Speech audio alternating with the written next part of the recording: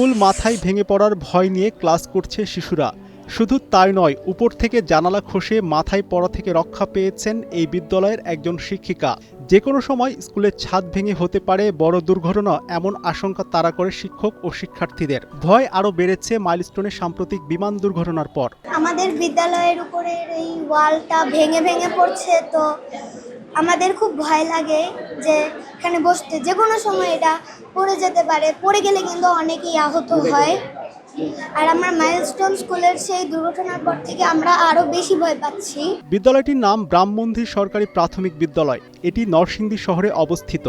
দীর্ঘদিন সংস্কারের অভাবে ভবনের দেয়ালে দেখা দিয়েছে ফাটল। ছাদ ও দেয়ালের পলেস্তারা খসে পড়ার কারণে বেরিয়ে এসেছে ভবনটির পুরনো মরিচা ধরা রড। ভেজা ও নষ্ট হয়ে যাওয়ায় দেয়ালে জমেছে ছত্রাক। এছাড়া কক্ষের জানালাগুলো খুলে পড়ায় বৃষ্টি হলে ভেতরে জমে পানি।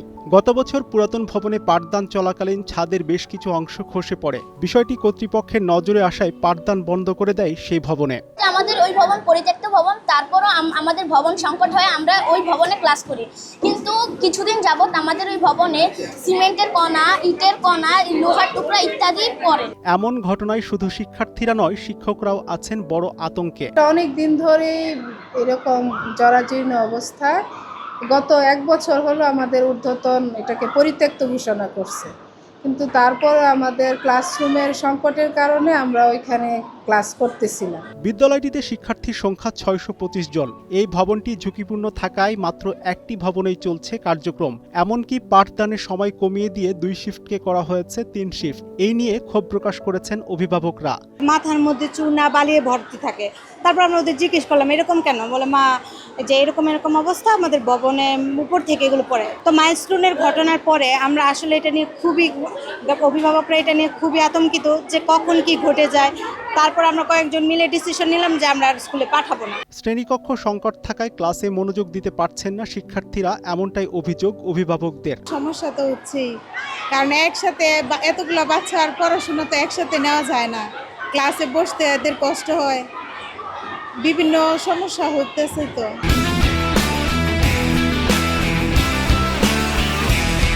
আর নরসিংদী সদরের ভিতরে এরকম একটা ভবন আসলে এটা আশাও করা যায় না, এবং এর জন্য আমরা চাচ্ছি যে এটা যত দ্রুত সম্ভব এটা যেন ঠিক করা হয় এবং আমাদের বাচ্চাদেরকে আমরা নিরাপদে স্কুলে পাঠাতে পারি। একদিকে শিক্ষক স্বল্পতা, অন্যদিকে একাধিক শিফটে ক্লাস নেয় শিক্ষকদের শারীরিক ও মানসিক স্বাস্থ্যের উপর চরম নেতিবাচক প্রভাব পড়ছে বলে জানান বিদ্যালয়টির প্রধান শিক্ষক। ছাত্রছাত্রীরা অভিজ্ঞ, 650-ও বেশি স্টুডেন্ট, সেখানে আমাদের অনেক হিমশিম খেতে হচ্ছে।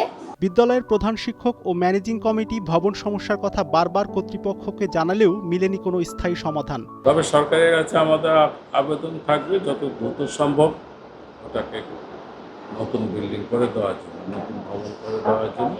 আর যদি বহুতল ভবন 4তলা ভবন হয় তাহলে ভালো সবচেয়ে। আর বাচ্চাদের বর্তমানে শ্রেণীকক্ষ কম থাকার কারণে পরীক্ষাও 3 শিফটে নেওয়া হচ্ছে, শ্রেণীর পাঠও 3 শিফটে নেওয়া হচ্ছে।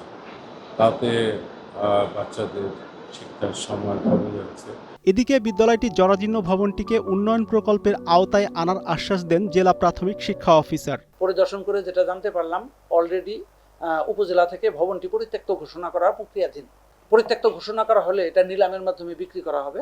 ইতিমধ্যে যে 2টি পদক্ষেপ আমি গ্রহণ করেছি তাৎক্ষণিকভাবে ওখানে বসে, সেটা হলো আমাদের একটি প্রকল্প খুব সম্প্রতি শুরু হচ্ছে, সরকারি প্রাথমিক বিদ্যালয়ের জরাজীর্ণ ভবন উন্নয়ন প্রকল্প।